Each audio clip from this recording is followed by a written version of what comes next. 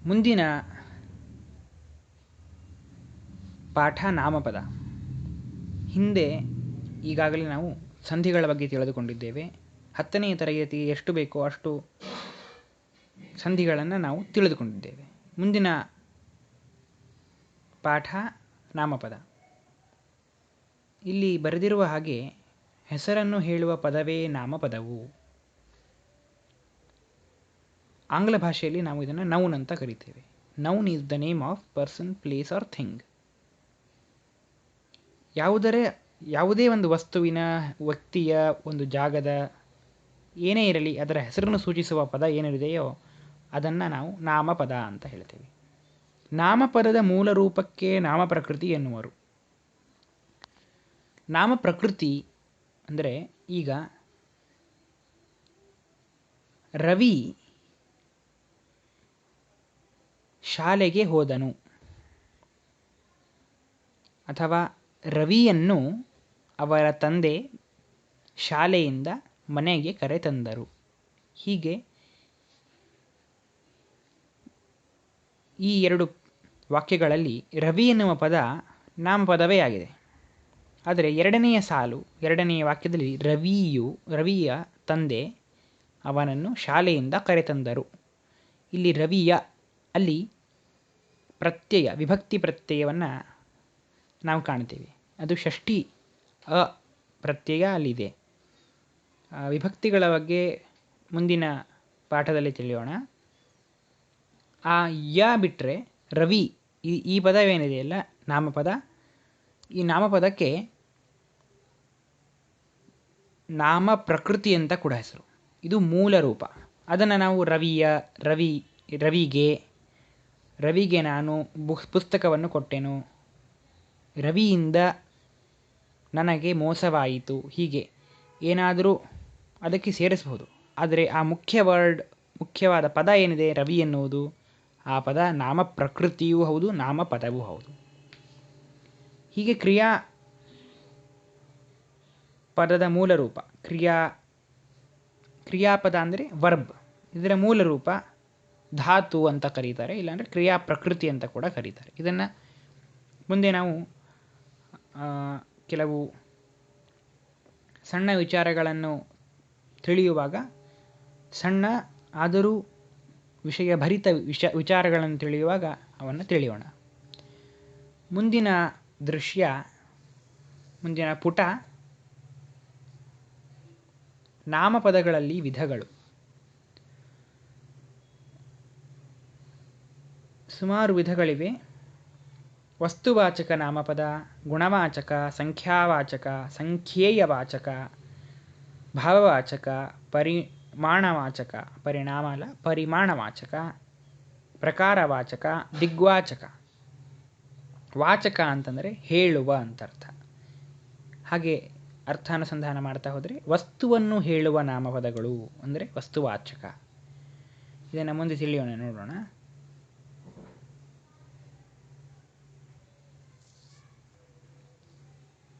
ವಸ್ತುವಾಚಕ ನಾಮಪದಗಳು. ವಸ್ತುವಾಚಕ ಅಂದರೆ, ವಾಚಕ ಅಂದರೆ ಹೇಳುವ ಅಂತ ತಿಳಿದುಕೊಂಡ್ವಿ. ವಸ್ತುವಾಚಕ ನಾಮಪದಗಳಲ್ಲಿ ಯಾವುದೇ ಒಬ್ಬ ವಸ್ತುವನ್ನು ಹೇಳುವಂತಹ ನಾಮಪದಗಳು. ಇವುಗಳಲ್ಲಿ 3 ವಿಧಗಳು. ರೂಢನಾಮ, ಅಂಕಿತನಾಮ, ಅನ್ವರ್ಥನಾಮ ಅಥವಾ ಅನ್ವರ್ಥಕನಾಮ ಅಂತ ಕರೀತಾರೆ.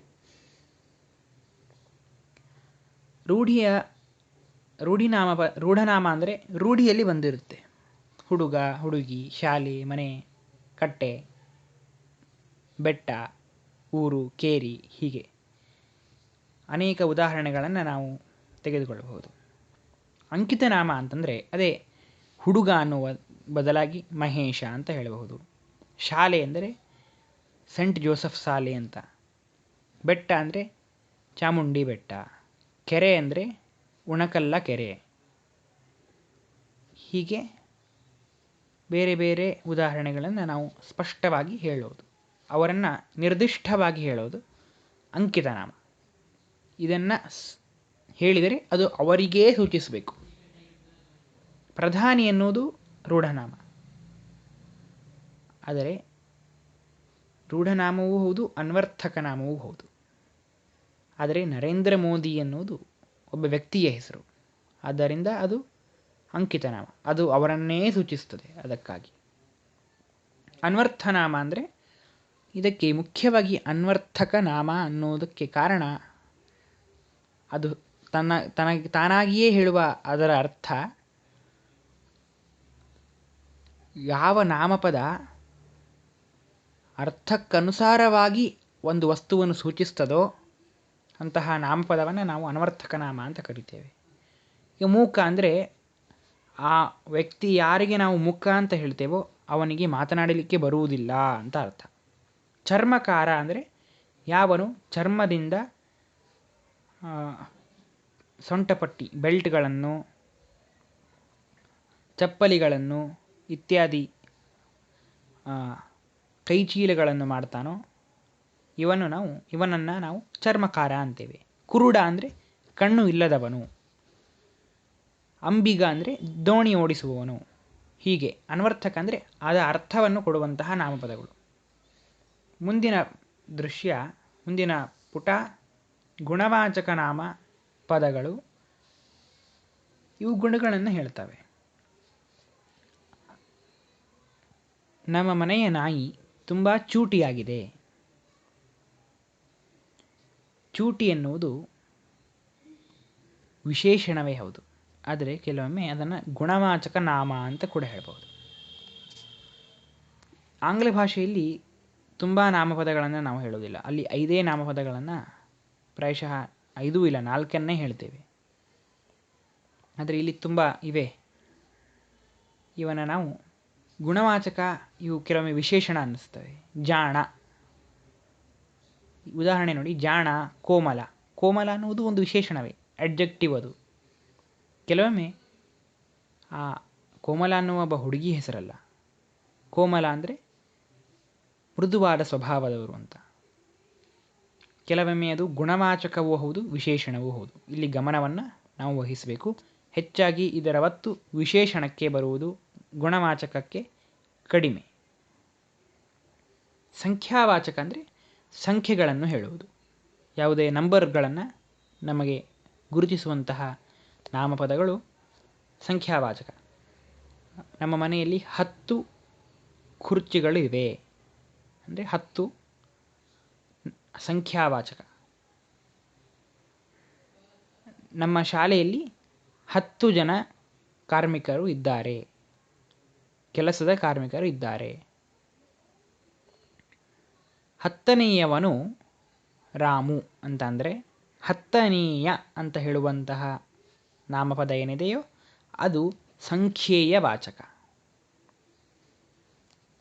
ಸಂಖ್ಯೇಯ ವಾಚಕ ಅಂದರೆ ಎಷ್ಟನೆಯವನು ಅಂತ, ಎಷ್ಟನೆಯವಳು ಅಂತ ತಿಳಿಸುವಂತಹ ನಾಮಪದಗಳು ಸಂಖ್ಯೇಯ ವಾಚಕ. ಭಾವವಾಚಕ, ಇವನ್ನು ಅಬ್ಸ್ಟ್ರಾಕ್ಟ್ ನೌನ್ಸ್, ಇದನ್ನು KGC ಸೀರೀಸ್ನಲ್ಲಿ ಕೂಡ ನಾವು ನೋಡಿದ್ದೇವೆ. ಭಾವವಾಚಕ ನಾಮಪದಗಳು ಭಾವನೆಯನ್ನು ವ್ಯಕ್ತಪಡಿಸುತ್ತವೆ. ನಿನ್ನನ್ನು ಕೊಂಡು ನನಗೆ ಪ್ರೀತಿ ಬರುತ್ತದೆ ಅಂತ ತಾಯಿ ಮಗನಿಗೆ ಹೇಳಿದಳು. ಅಥವಾ ಮಗನು ಸಾಧಿಸಿದ ಒಂದು ಕೆಲಸದಿಂದ ತಂದೆಗೆ ಬಹಳ ಖುಷಿಯಾಗಿ, ನೀನು ನನಗೆ ಹೆಮ್ಮೆ ಪಡುವಂತೆ ಮಾಡಿದ್ದಿ ಅಂತ ತಂದೆ ಅಭಿನಂದಿಸಿದರು.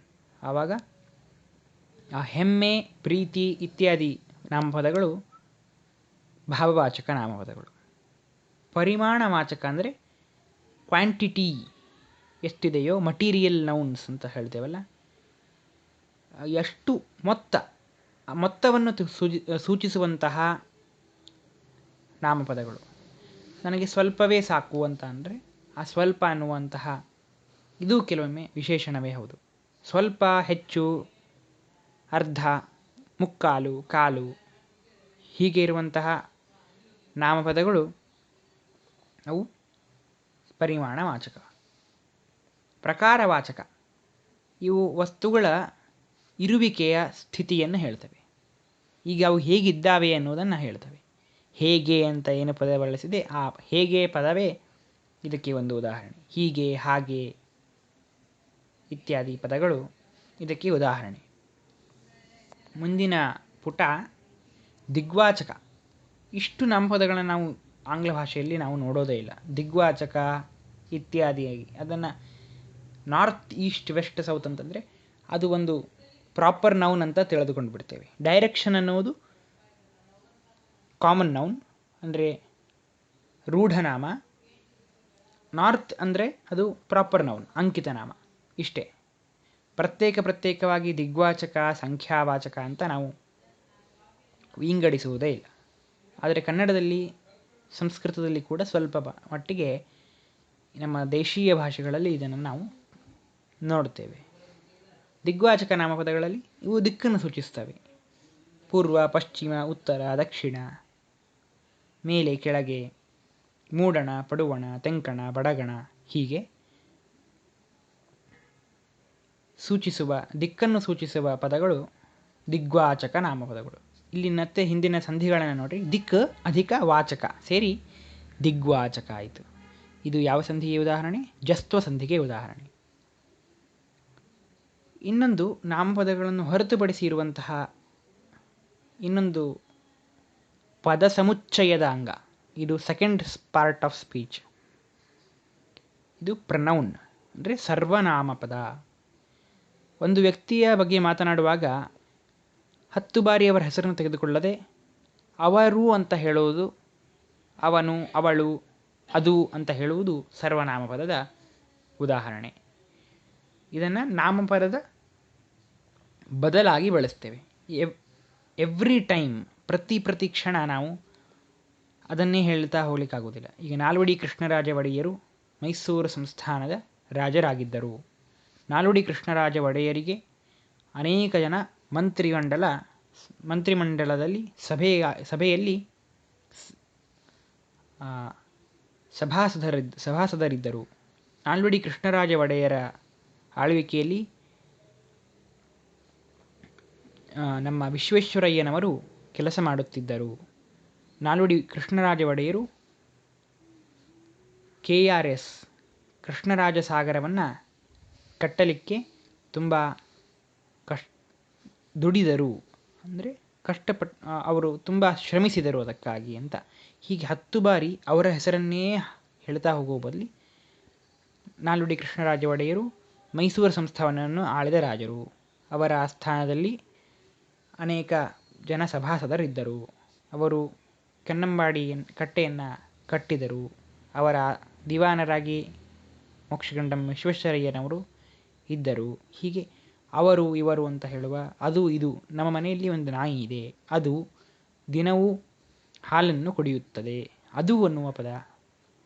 ಈ ಪದಗಳು ಯಾವನ್ನು ನಾವು ನಾಮಪದಗಳ ಬದಲಾಗಿ ಬಳಸ್ತೇವೋ ಅವನ್ನು ಸರ್ವನಾಮಪದ ಅಂತ ತಿಳಿದುಕೊಳ್ಳಬೇಕು. ಇಲ್ಲಿಗೆ ನಾಮಪದ, ಸರ್ವನಾಮಪದದ ಬಗ್ಗೆ ಇರುವಂತಹ ಕೆಲವು ವಿಷಯಗಳನ್ನು ನಾವು ತಿಳಿದುಕೊಂಡಿದ್ದೇವೆ. ಇಷ್ಟು ಪ್ರಾಯಶಃ ದ್ವಿತೀಯ ಭಾಷೆ ಕನ್ನಡದ ವಿದ್ಯಾರ್ಥಿಗಳಿಗೆ ಸಾಕು. ಇದರ ಬಗ್ಗೆ ಇನ್ನಷ್ಟು ವಿಚಾರಗಳನ್ನು KGC, ನಮ್ಮ ಮಾಮೂಲಿಯಾಗಿ ಬರುವಂತಹ KGC ಸರಣಿಯಲ್ಲಿ ಈಗ ಪದಸಮುಚ್ಚಯ ನಾಮಪದ ಆಗಿದೆ. ಅಲ್ಲಿ ಈ 10ನೇ ತರಗತಿಯ ಪರೀಕ್ಷೆಗಾಗಿ ನಡೆಸುತ್ತಿರುವಂತಹ ಈ ಸರಣಿಗಳ ಸಲುವಾಗಿ ಅದನ್ನು ಸ್ವಲ್ಪ ಮುಂದೂಡಲಾಗಿದೆ. ಇದಾದ ಮೇಲೆ ಅದನ್ನು ಮತ್ತೆ ನಾನು ಮುಂದುವರಿಸುತ್ತೇನೆ. ಮತ್ತೆ ನನ್ನ ಕನ್ನಡ ಶಿಕ್ಷಕರಿಗೆ ನಾನು ವಂದಿಸ್ತೇನೆ. ಮುಂದಿನ ಪಾಠ ವಿಭಕ್ತಿ ಪ್ರತ್ಯಯಗಳು. ಮುಖ್ಯವಾಗಿ ಅಲ್ಲಿ ನಾನು ರವಿಯು ಅಂತ ಹೇಳಿದಾಗ ನಾನು ನಿಮಗೆ ಹೇಳಿದ್ದೆ ರವಿಯು, ರವಿಯ ಅಂತ ಅಲ್ಲಿ ಉದಾಹರಣೆ ಇತ್ತು. ರವಿಯ ಪದದಲ್ಲಿ ರ ಅಂದಾಗ ಯಕಾರ ಬಂದಿದ್ದು ಷಷ್ಠಿ ಪ್ರತ್ಯಯದ ಮುಖೇನ ಅಂತ ಹೇಳಿದ್ದೆ. ಅವುಗಳ ಬಗ್ಗೆ ಇನ್ನಷ್ಟು ಮಾಹಿತಿಯನ್ನು ಸಂಗ್ರಹಿಸೋಣ. ಮುಂದಿನ ಪಾಠ ವಿಭಕ್ತಿ ಪ್ರತ್ಯಯಗಳು. ನಮ್ಮ ಗುರುಗಳಿಗೆ ನಾನು ಋಣಿಯಾಗಿದ್ದೇನೆ. ಧನ್ಯವಾದಗಳು. ನಿಮ್ಮ ಸಲಹೆ, ಟೀಕೆ ಇತ್ಯಾದಿಗಳನ್ನು ನನ್ನ ಇಮೇಲ್ ವಿಳಾಸಕ್ಕೆ ನೀವು ರವಾನಿಸಬಹುದು.